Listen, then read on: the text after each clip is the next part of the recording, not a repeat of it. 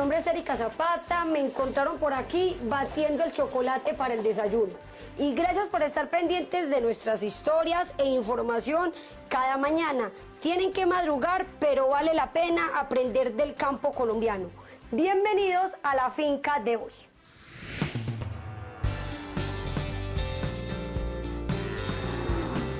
Preservación del suelo y control de la humedad son algunos de los beneficios que encontró un ganadero del departamento de Magdalena en el pastoreo mixto de ovejas y bovinos. Él nos compartió su experiencia. Las leyes del pastoreo Boazán son cada vez más implementadas por los ganaderos colombianos. En Villeta, Cundinamarca, encontramos la historia de un ganadero que está implementando esta técnica y que le ha dado excelentes resultados. Por ejemplo, aumentó el rendimiento de sus pastos. Supervisar la fuente del alimento y el control de la humedad son algunos de los aspectos a tener en cuenta en la lombricultura. De allí se sacan unos fertilizantes muy buenos para el suelo de las fincas. Información, experiencias e innovación. Acompáñenos en este recorrido agropecuario por Colombia.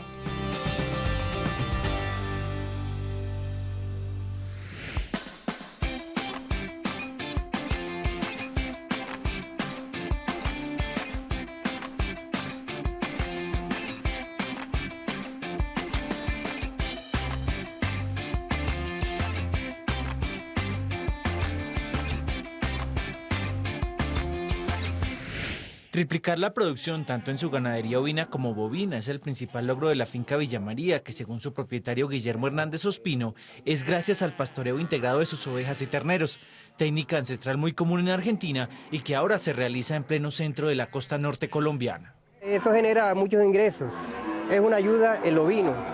Yo solvento cualquier necesidad con vender 1 o 2 ovinos, si la necesidad es pequeña, de menor costo. No hago un daño vendiendo un ternero grande, sino que vendo un ovino y con eso satisfago las necesidades. Aparte del beneficio económico que obtiene a través de la ceba de los bovinos y el aprovechamiento de las ovejas tanto para carne como para lana, nuestro entrevistado destaca que el pastoreo en conjunto facilita el control de enfermedades producidas por parásitos en ambas especies, puesto que el ovino consume las larvas que afectan al bovino y viceversa, disminuyendo así la infestación de las pasturas. Él descarta aquello de la contaminación cruzada y señala que las enfermedades más importantes que se presentan son otras que nada tienen que ver con el pastoreo integrado. La enfermedad más común por aquí en los ovinos es casquera y aquí no se ha presentado eso. En los terneros a veces si por mala curación, porque no se haga una curación, se le presenta una enfermedad que se llama poliartritis, que son unas hematomas en la rodilla, luego se revienta, y esa enfermedad muchas veces es mortal, el que logra salvarse queda con defectos, queda con muchos defectos, imposibilidades físicas. Hernández Ospino es enfático en afirmar que el pastoreo mixto tiene que verse como una relación de beneficio mutuo y no de competencia entre especies como piensan algunos. No se ha visto que un ternero haya matado un ovino, no se hacen ningún daño porque ellos en conjunto aprenden a convivir. El ejercicio requiere una disciplina de llevar diariamente los animales al potrero, recogerlos posteriormente y estar separándolos y juntándolos. La razón es que los terneros tienen un tiempo exclusivo de amamantamiento que se logra únicamente en su estadía con las madres. Son únicamente 11 de las 24 horas del día que pasan junto a los animales. De 6 de la mañana que se termina el ordeño hasta las 5 de la tarde que se recogen y se traen acá al corral. Yo los acostumbré desde temprana edad a andar junto con los terneros. Los ovinos se demoran aquí en el establo por ahí 4 o 5 días hasta que ya ellos pueden caminar y se defienden. Igual entran en conjunto con los terneros cuando ya los terneros se van a apartar, que es de 5 meses en adelante. Por el tamaño especialmente de los ovinos, el factor más importante que se debe tener en cuenta en el potrero es el diseño de las cercas, para que a los animales no se les facilite el escape. Para los ovinos es una cerca en alambre de púa, con la madrina de 1 metro de distancia una a la otra, y los pelos de alambre por ahí a 20 centímetros uno al otro. Esa cerca es diseñada para eso, tiene como 10 pelos de alambre. Con la estrategia que en Argentina recomienda una densidad de pastoreo de 1 bovino y 2 ovinos por cada 2 hectáreas de tierra, nuestro entrevistado ha visto ventajas relacionadas también con la optimización de los forrajes, puesto que las ovejas consumen el pasto que los becerros rechazan, ya sea por tiernos, muy bajos en relación con el nivel del suelo, mojados o que estén muy cerca de donde han depositado sus excrementos.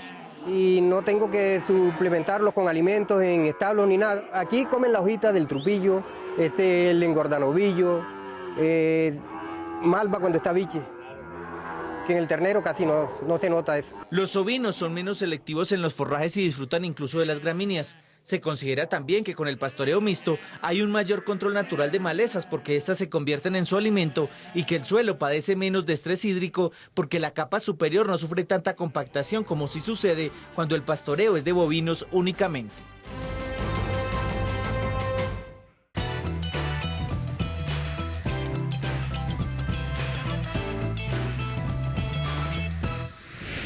Cinco años han pasado desde que don Genaro Martínez, un ganadero de Villeta, Cundinamarca, ante la necesidad de administrar sus forrajes eficientemente, implementó en su finca el reconocido sistema de pastoreo Voisin. Con el paso del tiempo, este ganadero ha podido determinar unos aciertos que usted, como productor, debe tener en cuenta a la hora de acudir a esta alternativa. Acierto número 1. Potreros pequeños. Pensar en dividir su ganadería en potreros pequeños identificados con un número le permitirá llevar un registro de las fechas de pastoreo, los aforos de forraje y el tipo de suelo. Recuerde que entre menor sea el tiempo de ocupación de su potrero, mayor será la producción del ganado en pastoreo. Aquí en esta finca nosotros hemos hecho, digamos, dos cosas sustanciales. La primera es redimensionar los potreros. ¿Y por qué razón? Porque existe la teoría de que el animal cuando está más encerrado compite más por la comida y deja menos desperdicio en el potrero. Entonces eso ayuda a que el rendimiento del pasto de la pradera sea mayor. Pues la otra parte es que la capacidad de la finca se aumentó. O sea, yo paso de tener 25 animales, por decir algo, paso a tener 35. O sea, la finca me abre una capacidad de 10 animales más, ¿sí? Y obviamente que hay otra condición económica que también sirve mucho, y es que cuando los potreros son así de pequeños y el ganado los pastorea todos, como le decía, el ganado cuando tiene menos espacio compite más por la comida, entonces los potreros te los deja más desocupados, digámoslo así, o sea que el mantenimiento de los potreros es menor. Acierto número 2. Pasto que mejor se adapte. Escoger el forraje de su ganadería es uno de los pasos más importantes a la hora de implementar un sistema de pastoreo. En esta ganadería acudieron al pasto estrella, ya que según nuestro entrevistado, en comparación con las braquiarias, es más proteínico. Tiempos que nosotros tenemos aquí son más o menos entre 3-4 días cada potrero. Adicionalmente, pues en términos de pradera, hemos tratado de que todas las praderas sean en pasto estrella. El pasto estrella, ¿por qué?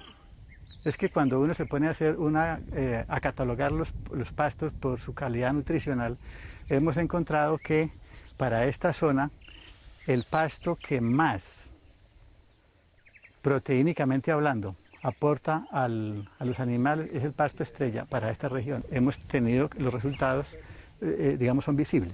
Digamos, los animales normalmente cuando uno los tiene en praderas de pasto que son braquiarias, no se nota tanto en el animal, no se nota tanto la comida como aquí. O sea, aquí uno trae animales que de pronto están un poquito bajos de condición corporal y rápidamente ellos llegan al punto que deben llegar. Acierto número 3. El ganado controla las malezas. Con este sistema se eliminan los químicos, ya que los animales durante el pastoreo podan los pastos, pisan los forrajes que no tienen capacidad de rebrote, eliminan las malezas y nutren el suelo. Asimismo, ayudan a reducir los costos del productor. En este sistema, digamos que es un pseudo Voisin, el tema del control de las malezas lo hace el mismo ganado, en una gran mayoría, en una gran parte. Entonces, económicamente, pues uno se ahorra un montón de trabajo.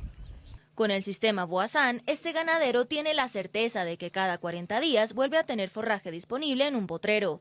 Según él, es una alternativa ideal para no compactar el suelo, aumentar la producción de forraje y mejorar la ocupación de los potreros.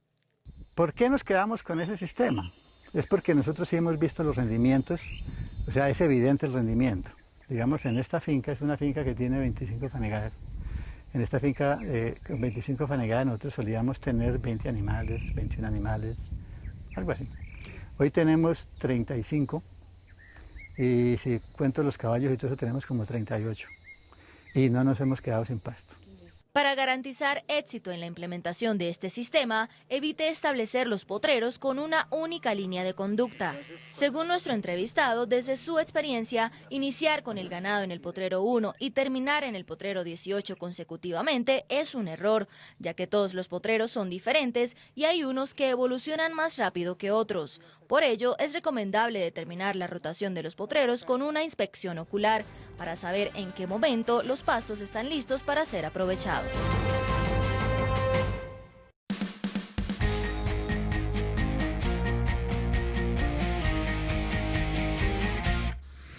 El lombricultor, agricultor o productor agropecuario que desee implementar un lombricultivo, ya sea para obtener un producto apto de comercialización o para utilizarlo en los suelos de su propia finca, debe tener claro que no solo se trata de proporcionar a las lombrices los desechos orgánicos o residuos vegetales.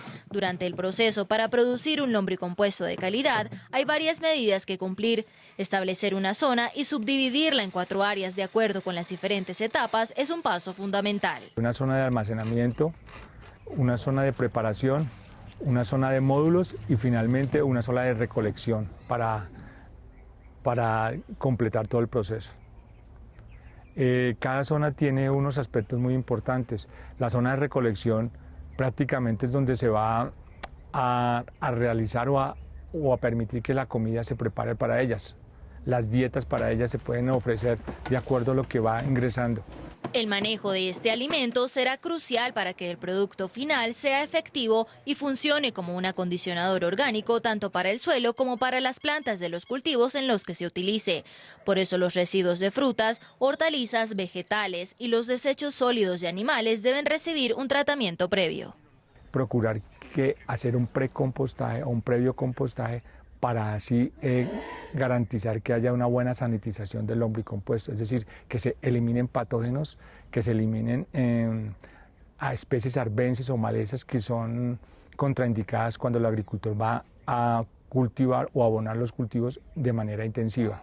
El material orgánico debe proveer de fuentes idóneas y apropiadas para que haya un buen compostaje. Lo recomendable es que siempre esté conformado por un 50% de materia vegetal y 50% de estiércol animal, para que bajo invernadero alcance unos 70 grados centígrados de temperatura y se logren eliminar todos los microorganismos patógenos. Luego de 2 meses que demora este proceso, dicho material ya es apto para ser incorporado a las lombrices. En el momento en que llega a los módulos o a las cunas de las lombrices, suministramos agua suficiente o abundante porque las lombrices no tienen dientes, ellas son eminentemente chupadoras, de tal suerte que mientras haya un periodo invernal como el que estamos sucediendo, pues no ha habido necesidad de riego, pero en periodos críticos nos ha tocado a regar abundantemente. Uno de los aspectos más importantes a tener en cuenta en un lombricultivo para obtener un producto de calidad es cuidar el porcentaje de humedad en las camas, el cual debe ser de 75%. En una zona cálida, por ejemplo, se debe realizar un riego unas 5 o 6 veces a la semana. Cuidar que no supere el 85% permitirá que las lombrices se alimenten eficientemente. En sitios de temperaturas bajas, el riego debe ser 1 o 2 veces por semana. Acercándose a los 120 días, que es la altura máxima de los módulos de soporte de alimento, cosechamos las lombrices, volvemos a utilizar ese módulo y el material cosechado se lleva a una zona cubierta donde se reduce la humedad considerablemente de un 75-80% a un 30%. Se eliminan toda suerte de elementos diferentes al lombricompuesto, se cierne en unas máquinas especializadas que tenemos nosotros aquí. Al momento de la cosecha se pueden utilizar algunas fuentes para enriquecer o mejorar el lombricompuesto. En esta etapa final del proceso, una opción es agregar rocas minerales para mejorar la calidad del producto en lo referente a sus niveles de potasio y fósforo. Echamos apropiadamente las lombrices, procuramos no maltratarla y recolectamos el lombricompuesto y he llevado rápidamente a una zona de producción para bajar la humedad. Allí es tamizado para lograr una granulometría del 0.5, que es lo que el agricultor necesita para incorporar los subsuelos. También procuramos que en el empaque, en el momento del empaque y el almacenamiento, la humedad no supere el 30%. El lombricompuesto obtenido tiene la característica de ser higroscópico, es decir, que atrae agua en vapor y líquido fácilmente del ambiente y también puede deshidratarse, por lo que aumenta o disminuye su peso. Por eso es tan importante cuidar que el nivel de humedad en el proceso final, el empacado, sea el indicado. De no hacerlo, el producto no se granulará correctamente y el agricultor no podrá distribuirlo en fracciones pequeñas a todas las plantas, lo que implica que solo llegaría a nutrir una pequeña porción del cultivo. La trivia del campo. Conviértete en un experto con la finca de hoy. Pregunta. La enfermedad conocida como mal de Panamá ataca a los cultivos de A. Banano, B. Fresa, C. Papa. Piénsalo bien y descubrirás la respuesta correcta.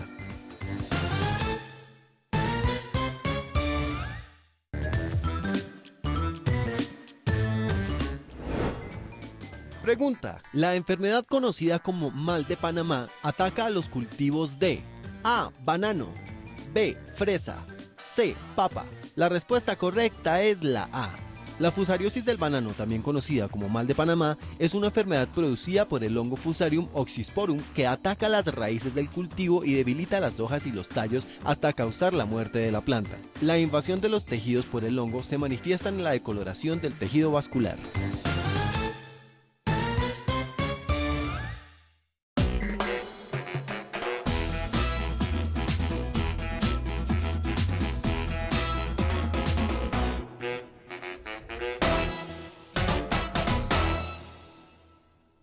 ¿Se ha preguntado la cantidad de fruta que puede llegar a perder antes de obtener un valor agregado?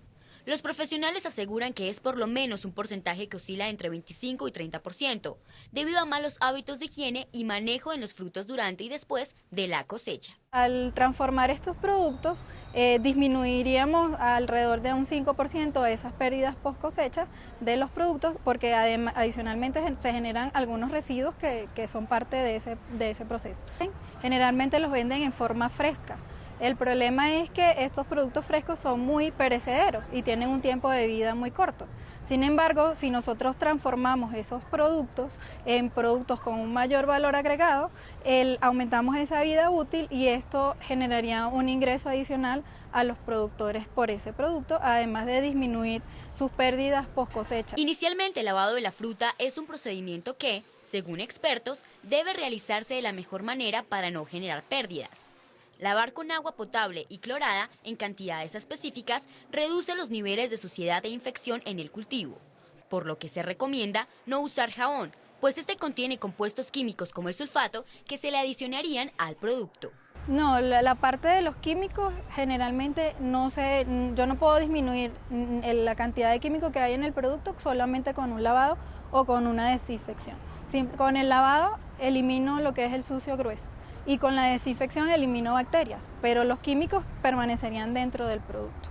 Por otro lado, en el proceso de transformación es importante la temperatura, la cual depende principalmente del cultivo a manejar. La refrigeración preserva aproximadamente por 5 días la calidad de la fruta. Después de haber excedido el tiempo máximo de congelación, el producto entra en una etapa de deterioro por el frío, donde la textura, el color y la cáscara se ven afectados. Lo que es el proceso de congelación y descongelación no es recomendable. ¿Por qué? Porque cuando yo congelo y luego descongelo, se pierde la textura del fruto. Eso es lo que llamamos quemado por frío.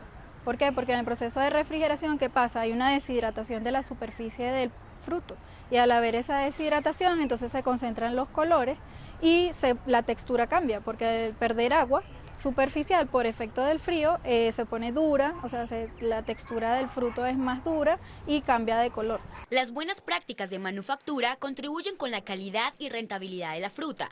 Normalmente, el moho y distintos microorganismos que se generan en los cultivos también dependen de las prácticas agrícolas y la manipulación del mismo. Por ese motivo, los profesionales recomiendan que después de la cosecha, la fruta entre en una etapa de mantenimiento, donde se tenga en cuenta el manejo por parte del productor para que no disminuya su calidad. De ese modo, el cultivo llega a ser transformado en producto, manteniendo textura, el color y rigidez ideal. Por supuesto, tener las buenas prácticas agrícolas es uno de los protocolos que deberían tener todos los productores para asegurar de que los productos que tengan sean de calidad, que los frutos no se golpeen ni se magullen, porque eso es lo que hace que haya un deterioro por oxígeno y deterioro también por algún contaminante externo. La guayoba es una de las frutas que concentra más su sabor y contiene el 2,9% de proteína. De su cuidado y manejo depende la rentabilidad de los productos y la sostenibilidad que se produzca en el cultivo, pues en este caso, la fruta es usada como ingrediente saborizante en cereales y mermeladas.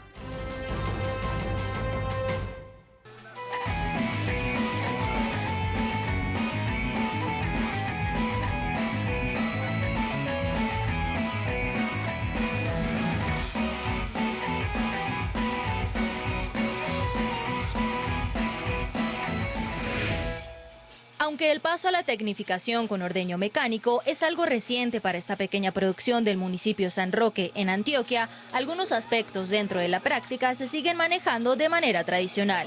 Aquí como es un mero ordeño, entonces si fuera ordeño a tarde y a mañana, pues sería aparte los terneros y las vacas, pero yo como ordeño y termino el ordeño y aparto ya las vacas y cada cual para el sitio y para el pastoreo.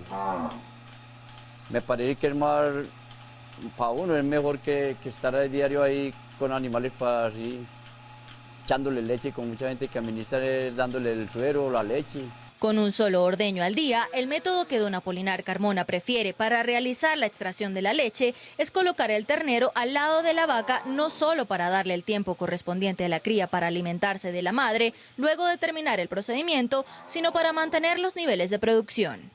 La rutina de uno es que les va arrimando el ternero y no las deja mamar, sino que le arriman el ternero ahí a un lado y ella le va bajando. Entonces ella lo último con el mero cuido baja la leche y uno bajando el ternero al corral y no la saca así mientras que lo hace el destete. Por ahí en 8 días ya sabe uno si dan la leche sin el ternero o no. ¿Por qué se logran mantener los niveles de producción de leche en la vaca? Se ha comprobado que con la presencia del ternero a un lado, su etología mejora. Ellas se sienten más cómodas con su cría cerca, disminuyen niveles de estrés y se evitan retenciones de leche debido a que el animal piensa que dará de amamantar. Incluso, otras técnicas de ordeño con ternero al lado permiten que antes de empezar la actividad, el ternero mame durante unos minutos y así estimule la ubre de su progenitora a distenderse. Siempre así al principio, mientras que ellas entran a preñez con todos los terneros, pero para ir al mes de haber cogido que estén preñadas las vacas, uno los va apartando. Siempre y cuando los arrima, pero ya para uno destetarlos por ahí a los 5 o 6 meses. Las que tienen acá el ternero, pero las que ya están en destete, ellas dan la leche así sola. Este es un sistema que don Apolinar viene implementando desde que empezó su negocio hace más de 10 años, incluso cuando realizaban el ordeño de forma manual. Asegura que no han tenido bajas en la producción y que la cantidad de leche obtenida siempre es estable. Las vacas que ordeñan se mantienen en un promedio de 16 a 20 animales, logrando entonces entre 130 y 140 litros de leche. Por otro lado, el bienestar alimenticio de los terneros es un aspecto que cuidar al momento de llevar a cabo tal estrategia. Siempre se entran los terneros del potrero al corral y el corral aquí al ordeño, siempre tienen que estar diario ahí. Uno a mediano que va parando, uno le va viendo qué capacidad le va dejando ahí suave. Usted sabe que en el ordeño siempre castiga mucho el ternero. No es lo mismo que uno decir que los va a soltar con la mamá que... Por ejemplo, ahí ya la vida ya no está funcionando, entonces uno ya había que desconectarla. Ya el ternero ahí ya lo que ella le haya guardado. Una práctica importante para que los terneros se alimenten bien y que además nos repercutirá en la cantidad de producción es prestar atención casi al final del ordeño, cuando pasa poca leche por las mangueras y retirar las pezoneras antes de que se extraiga todo el líquido. Con esto se puede tener seguridad de que en la ubre quedó suficiente para que la cría amamante.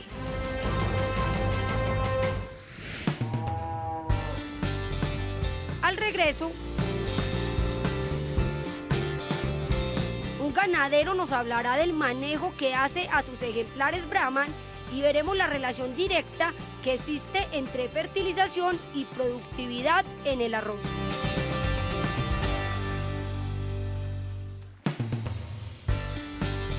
En la hacienda La Palma, ubicada en Ibagué, departamento del Tolima, la podología y el descorne dejaron de ser prácticas exclusivas de la preparación de las ferias para cumplir una función fundamental en la salud de los bovinos Brahman.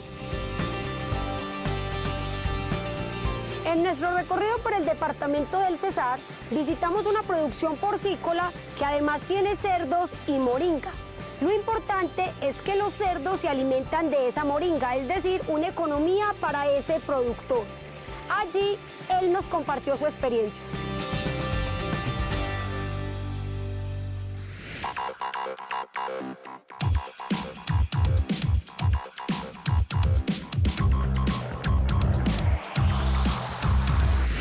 Sin desvirtuar aquello de que los bovinos Brahman se desarrollan donde otro tipo de ganado apenas puede sobrevivir, haciendo alusión a su resistencia natural a condiciones climáticas extremas y de enfermedades, los propietarios de la hacienda La Palma sostienen que todo ese potencial puede verse disminuido si a los animales no se les brinda cuidados puntuales, como el arreglo frecuente de sus cascos. A algunos animales se les crecen los cascos y entonces hay que recortarlos para que no presenten cojeras y para que no se vayan a llenar de una enfermedad que se llama sabañón. Entonces se les recorta para que el animal se desplace mejor, viva mejor, coma mejor y no le duela al caminar. Y animales que realmente no tienen, digamos, solución en cuanto a plomos, por arreglo de cascos, lo mejor es no seguirlos teniendo en el establo, sacarlos. Así la práctica que muchos ganaderos realizan ocasionalmente, por lujo o simplemente para corregir la postura de los animales, acá cobra interés sanitario y es evitar la pododermatitis infecciosa. El trabajo inicia a los 9 meses de vida de cada animal y va aumentando en frecuencia de manera paulatina. Más o menos 45 a 60 días se hace el arreglo de cascos. Se usa una pulidora que tiene un disco especial para que lime el casco. También se usa una tenaza que va recortando el casco y un cuchillo especial, una lesna, que le hace recortes donde se necesiten. Dentro de este hato, el descorne y la podología son tan importantes como el suministro mismo de la leche calostra, la cura del ombligo y la purga mediante ivermectina para garantizar la inmunización del ternero, evitar infecciones parasitarias, diarreas e incluso su muerte. Por tratarse de la parte podal, se sugiere pericia y conocimiento a la hora de intervenir el casco. Es una práctica muy delicada porque el casco, el grosor del corion del casco es muy delgado y por dentro pues es un órgano vivo, o sea, tiene arterias, venas, y si uno se pasa en el arreglo, pues lo puede hacer sangrar y peligroso para dañar el animal. Terminado el corte, se recomienda aplicar algún producto para proteger el casco ante cualquier bacteria presente en el medio. La mejor época para la podología es el verano. Muy malo hacerlo en invierno porque el piso está húmedo y al recortar el casco, pues hace que seas más susceptible de que entren bacterias a través del casco. Otra de las prácticas muy comunes en ganaderías como la Brahman es lo que se conoce como topizado o descornado. El objetivo de esta es básicamente en temas estéticos, de seguridad y de manejo. Puede presentar peligro, los toros se agarran y se cornean unos con otros, entonces es por manejo y por presencia del animal. Lo más recomendable es que el descornado se haga antes de los 40 días de vida del becerro para evitar su sufrimiento. En el procedimiento puntual, el animal debe de ser neutralizado completamente. Barbearlo o echarle a las patas. Echarle a las patas es con un lazo, echarle, maniarlo y jalar, y cae el animal. El procedimiento se realiza en pocos minutos. Basta con 2 herramientas de hierro, una de ellas con filos en sus 2 extremos y el fuego suficiente para calentarlas al rojo vivo. Se necesita un doping, o sea, un topizador, que es el que le saca el cacho, con el que uno le saca el cacho. Y se necesita otro para quemarle, para que no haya sangrado. Eso se calienta para que uno va cortando y va cicatrizando, va dando cicatrizado, no sale sangre. Terminada la operación, se aplica un aceite para evitar infección sobre la parte donde fueron extraídos los cuernos. Comercialmente existen otros métodos para limitar el desarrollo del cuerno, pero los ganaderos aseguran que son poco efectivos. La pasta es buena, pero siempre donde uno no le unte bien, siempre sale cacho. Salen pedazos de cacho por los lados. Pero esa tiene el inconveniente de que, como es un ácido, para matar la madre del cacho, entonces el ternero se limpia con el casco o la vaca lo lame y entonces más tarde le sale otra vez cacho. El quemado después de la extracción es fundamental para garantizar que el cuerno no vuelva a salir. Con este método se cree que la cabeza del animal adquiere un moldeado más estético.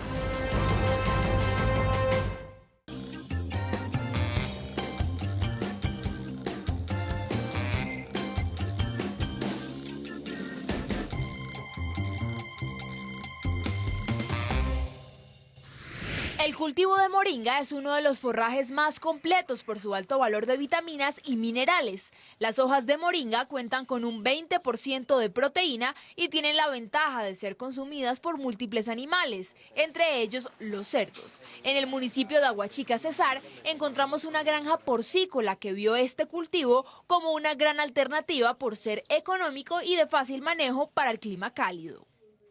Los pequeños porcicultores pueden utilizar en la alimentación de sus animales productos de su propia finca. En esta granja acuden al cultivo de moringa por ser un alimento lleno de proteína.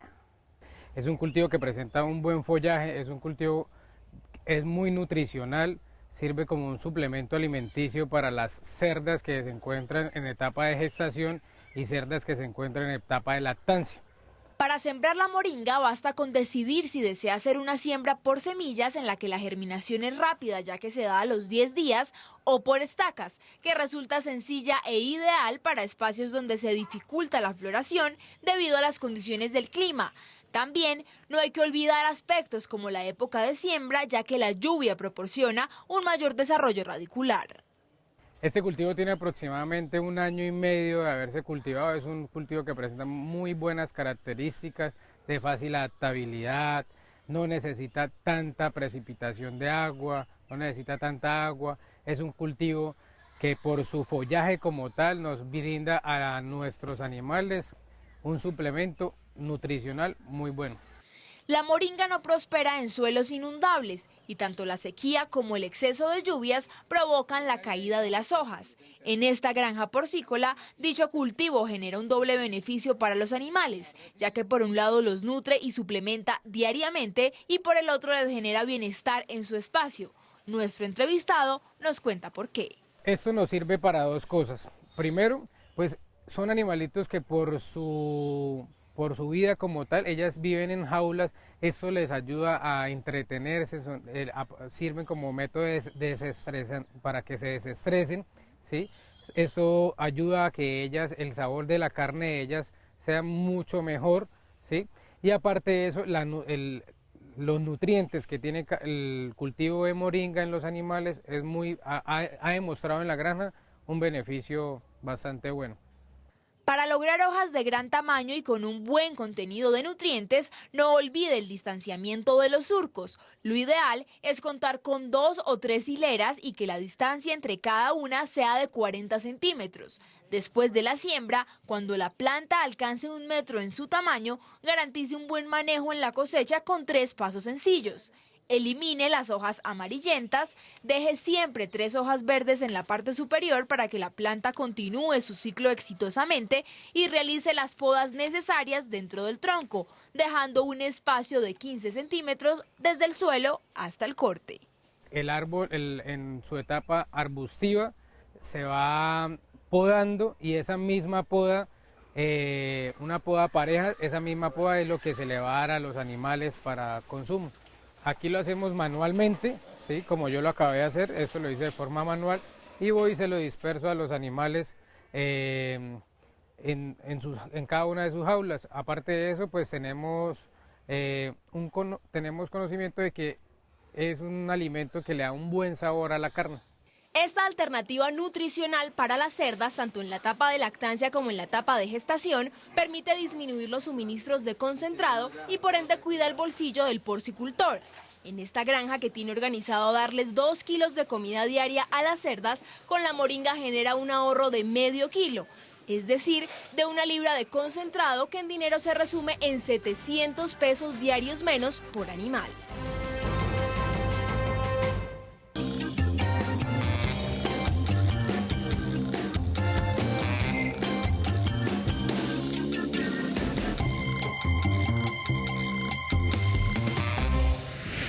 Hoy en día los pequeños productores toman la iniciativa de implementar métodos de negocio que contribuyan a que sus fincas sean más rentables.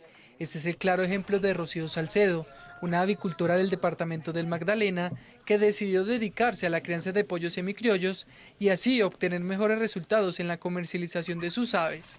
Su estrategia es realizada desde el inicio de la cadena productiva. Bueno, los pollos semicriollos, primero nosotros tenemos una recepción acá para los pollos, los tenemos 8 días en un sitio pequeño porque ellos cuando están pequeños necesitan estar como juntos para darse calor. Ahí a los 8 días le comenzamos a dar el inicio. A los 15 días los revacunamos para que ellos tengan un buen desarrollo y vayan cogiendo el color amarillo, que es lo que los diferencia de los pollos tradicionales. Porque estos pollos tienen la carne es diferente. El espacio designado para el levante de los pollos recién nacidos consta de un corral de 2 metros de largo por 2 metros de ancho, donde se crían 150 pollitos. El ciclo de este levante es de 8 a 12 días y posteriormente se trasladan a un espacio más amplio donde estarán de 35 a 40 días para luego ser sacrificados. Nosotros acá estamos nuevos, estamos empezando, entonces no tenemos todavía el espacio donde lo vamos a colocar cuando están pequeños. Entonces, como allá provisionalmente tenemos el cuadrito. ¿Por qué? Porque en las casas grandes, en los galpones grandes, están muy pequeños para el charro, porque ellos cuando están pequeños necesitan estar juntos.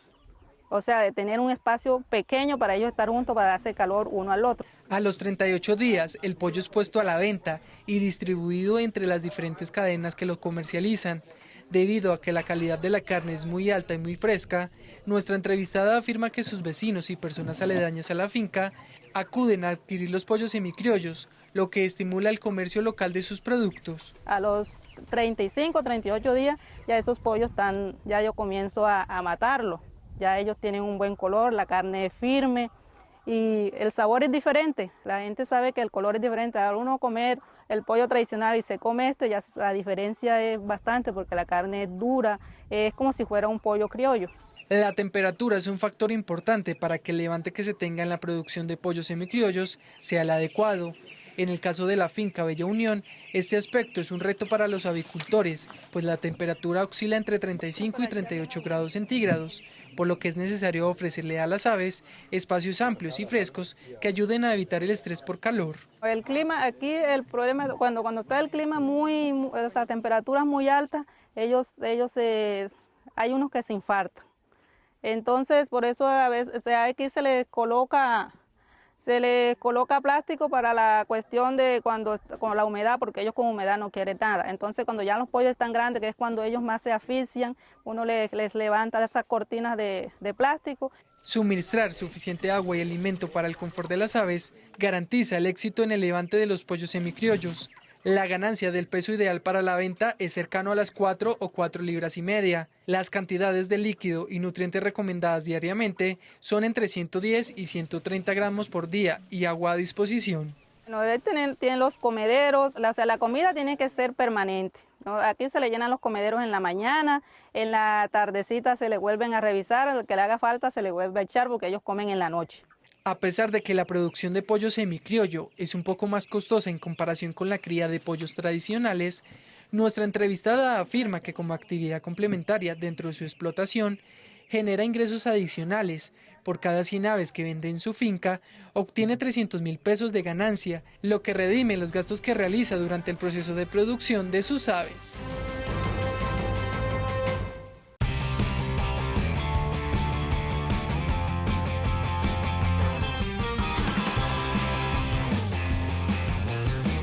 A pesar de que la panela se mantiene como uno de los alimentos básicos del 96% de los hogares colombianos y que como renglón económico representa por lo menos 40 millones de jornales al año, sus productores no han sido ajenos a la crisis generada por la pandemia.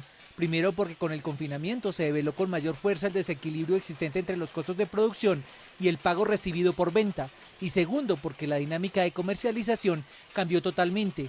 Muchas de las visitas que tradicionalmente se hacían a los trapiches tuvieron que ser restringidas. No es conveniente que grandes aglomeraciones se den en un solo punto. Mantener la distancia de 1.5 a 2 metros en los trapiches, el uso de los guantes, del tapabocas, el poder contar con gel antibacterial para realizar antes y después de que se realiza nuestra actividad, el lavado de las manos. Los protocolos sanitarios y las capacitaciones en temas de bioseguridad, tanto virtuales como personalizadas, también se intensificaron, no solo para preservar la vida de los trabajadores y mantener el abastecimiento de la cadena, sino para garantizar la inocuidad del alimento. Las personas que de pronto lleguen a tener determinados síntomas se abstengan de ir a las plantas procesadoras. En segundo lugar, es fundamental la desinfección de los equipos e implementos que utilizamos en las moliendas. Entonces, estamos hablando de los fondos, los trapiches, el molino, que tengamos una adecuada limpieza y desinfección de estos productos, que de hecho en la resolución 779 denuncian los productores que solo con la llegada de la pandemia sus costos de producción se incrementaron en un 35% debido al valor de los insumos, la mano de obra y el transporte. Ya desde hace un buen tiempo los paneleros enfrentan su propia crisis causada por varias razones. Una pastilla por la que el consumidor da 2.500 pesos es pagada al productor en solo 40 pesos.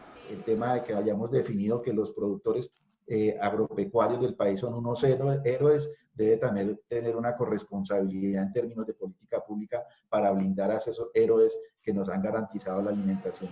Venimos de 2 años de precios deprimidos al productor, que estamos hablando de alrededor de unas 350.000 familias, unas 70.000 fincas en todo el país y alrededor de 19.000 trapiches en el país. Y entonces es un tema que con los precios deprimidos del año pasado podemos estar hablando de casi de 1.7 billones de pesos que se movieron en el tema panelero. Por acaparamiento al inicio de la pandemia, hasta los consumidores tendrían algo de responsabilidad en ese desequilibrio de precios. Ayuda a sobrellevar las enfermedades principalmente respiratorias y además tiene otras características. Entonces esta oleada de compra de panela en el marco de la oferta y la demanda hizo que el precio reaccionara. Pero el mayor daño lo habrían causado las importaciones de otros productos que se extraen del cultivo de caña. Sí nos preocupa un poco cuando se generan importaciones de azúcar muy barata, cuando el precio de la panela está por encima del azúcar, se genera una actividad ilegal que se llama el derrite y que nos hace muchísimo daño. Y en segundo lugar, cuando por ejemplo se hacen importaciones de etanol, los nacionales dejan de producir y entonces esas cañas se dirigen hacia el tema panela. La esperanza es que el gobierno extienda la medida que tomó de no importar etanol. El desbalance en los precios ya estaría generando consecuencias incluso en la cantidad y calidad de los cultivos en el país. Cuando los productores no tienen buenos precios, no le hacen la misma cantidad de labores culturales a sus cultivos. La solución temporal a la crisis estaría en mantener el consumo. De hecho, el gremio adelanta una campaña para tal fin. Así como los productores paneleros han sido solidarios con la sociedad colombiana, siguiendo garantizando que va a haber panela, producción de panela, también necesitamos que la sociedad colombiana mire a esos productores y sea solidaria con ellos consumiendo más panela. La premisa de los paneleros es que la reactivación económica se logra solo si se protege la industria nacional, especialmente al campo. Otra de sus propuestas es fortalecer la asociatividad como manera de evitar la tercerización.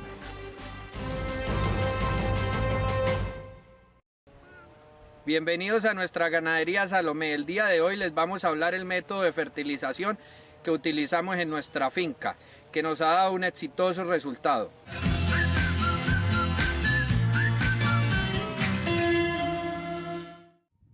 La ganadería lechera de Carlos y su familia está ubicada en Armenia, departamento del Quindío.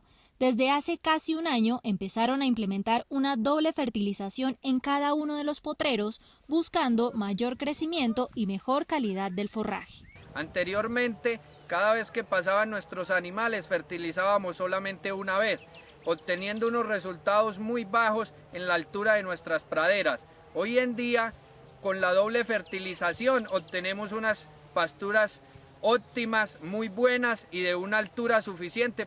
La finca consta de 11 hectáreas con 56 potreros para los animales de producción. La rotación del pastoreo es de 27 días, por lo que en el día número 28 se hace la fertilización. Cada vez que nuestros animales salen del potrero al día siguiente, se abona. A los 4 días siguientes nuevamente hacemos una reabonada, así completamos la doble fertilización. Y nuestros componentes que utilizamos es urea al 31%, fósforo al 8% y potasio al 8%. Nos ha dado un excelente resultado con nuestras praderas. Sin importar si hay sequía o temporada de lluvia, la doble fertilización en los potreros se realiza cada 28 días. En todas las temporadas de nuestro año utilizamos la doble fertilización, tanto en épocas de lluvia como en verano. Cuando hay tiempos secos, utilizamos otra clase de productos que nos ayudan a mantener la fertilización de nuestras praderas, obteniendo los mismos resultados siempre. De la cantidad y calidad de las pasturas suministradas a los bovinos depende la producción de leche. La estrategia de fertilizar 2 veces las praderas le ha representado a la ganadería Salomé no solo un incremento en los litros de leche diarios, sino también en la carga animal de la finca. Anteriormente se mantenía alrededor de 35 animales. Hoy en día, con nuestra fertilización, obtenemos 55 animales en la misma capacidad de tierra. Antes de implementar la estrategia, el nivel de proteína de los pastos estaba en un 9%. En el último análisis realizado después de la doble fertilización, la proteína aumentó a un 16%. Mientras los Estados Unidos alcanzan a producir hasta 9 toneladas de arroz por hectárea y otros países de la región hasta las 8.5 toneladas, Colombia únicamente cosecha 5 toneladas en la misma unidad de área, según cifras de Indoarroz. Rendimientos que según los expertos se pueden incrementar mediante estrategias sencillas de fertilización. La nutrición de cultivos definitivamente juega un papel fundamental. Cambios pequeños en la forma de hacer fertilización seguramente nos van a ayudar a incrementar esos rendimientos promedio que se consideran un poco bajos. Las razones son muy sencillas. En primer lugar, porque un acertado plan de fertilización proyecta plantas más fuertes y vigorosas, capaces de resistir en mayor medida desde adversidades climáticas hasta el ataque de plagas y de enfermedades. Es muy importante garantizar un elemento como el calcio, que usualmente lo relacionamos con una mayor fortaleza de las paredes celulares o de los tejidos de la planta, y esto, digamos, puede actuar incluso como una barrera de carácter físico que va a dificultar mucho más la entrada de ciertos patógenos. Cada micro y macroelemento tienen una función específica. Son alrededor de 16 nutrientes. El nitrógeno es quizás el elemento más importante en términos de cantidad, porque es uno de los mayores determinantes del rendimiento del arroz. Sin embargo, está comprobado que una fertilización balanceada que incluya no únicamente nitrógeno, sino un buen balance entre fósforo y potasio, elementos secundarios y micronutrientes, va a ser clave para poder mantener esos rendimientos. El mayor indicador de que se ha hecho la fertilización suficiente en el cultivo es la etapa de llenado de los granos. Una de las funciones específicas del potasio es garantizar la movilización de azúcares desde las hojas hacia los órganos reproductivos, en este caso, por ejemplo, la espiga. Digamos que si lo vemos por asociación directa, es clave garantizar unos buenos niveles de potasio. Tenemos que garantizar que los niveles de nitrógeno, por ejemplo, durante las etapas de desarrollo vegetativo del cultivo han sido lo suficientemente buenos para que tanto los procesos como el macollamiento y el desarrollo de hojas sea lo óptimo, y así pues las tasas de fotosíntesis permitan que se formen esos azúcares. Los elementos no se deben aplicar todos a la misma vez. Las dosificaciones y las frecuencias de aplicación cobran suma importancia. Elementos como el nitrógeno que se aplican en cantidades más altas seguramente van a funcionar mejor en la medida en la que hagamos más fraccionamientos. Pero elementos, por ejemplo, como los micronutrientes, voy a poner un caso específico como el zinc, en el que las cantidades demandadas son tan pequeñas y que posiblemente por eso su distribución en el suelo, normalmente como se hacen mezclas físicas, sea un gran reto y un tema complicado. Requieren que las aplicaciones se hagan por vía foliar para garantizar que la planta va a poder tener esas pequeñas cantidades del elemento. Consideramos que por lo menos hacer 4 fraccionamientos que empezaran a partir de la siembra, y quizás avanzando un poco en el estado vegetativo 25 días después de siembra, 35 días después y quizás hasta los 50 días después de siembra, para garantizar que durante las etapas de máximo macollamiento previas a la transición de la iniciación de la espiga floral, pues estamos suministrando los nutrientes. Los planes de fertilización deben ser también acordes a las condiciones de la zona. Hay departamentos del país donde el cultivo es secano. Allí incluso los agricultores dependen de las lluvias para realizar sus riegos, situación que hace que el cultivo solo pueda recibir 2 a 3 fertilizaciones durante su ciclo. Generalmente se aplican no necesariamente en la época correcta, sino en la época en la que se puede. Encontramos que en las variedades que se siembran en esta zona oriental, como las variedades de arroz 67 y 68, para poner un ejemplo, que son variedades de ciclo corto, normalmente la primera fertilización ocurre los 25 días después de siembra, pues es cuando los lotes dan espacio para hacerlo. En la medida en la que se puedan incorporar tecnologías de manejo de cultivo que sean efectivas y acordes con la realidad del sistema productivo y de la zona, definitivamente vamos a tener respuesta en el aumento de rendimientos, y la fertilización es sin duda alguna uno de ellos. La propuesta es combinar los requerimientos nutricionales de la planta con las formas de aplicación. El arroz es el segundo alimento con más consumo de todo el mundo, según la FAO. En Colombia, nuestro consumo per cápita anual, según el DANA y Fedearroz, es de 41 kilos, de los cuales el 10% es importado.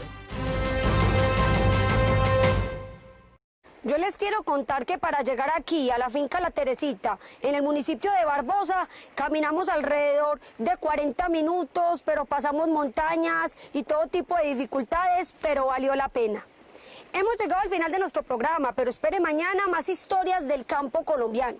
Las personas de otros países nos pueden seguir a través de la señal de Caracol Internacional y ustedes a través de las redes sociales que aparecen en pantalla. Estamos cultivando país, ¿y de qué manera? Hasta pronto.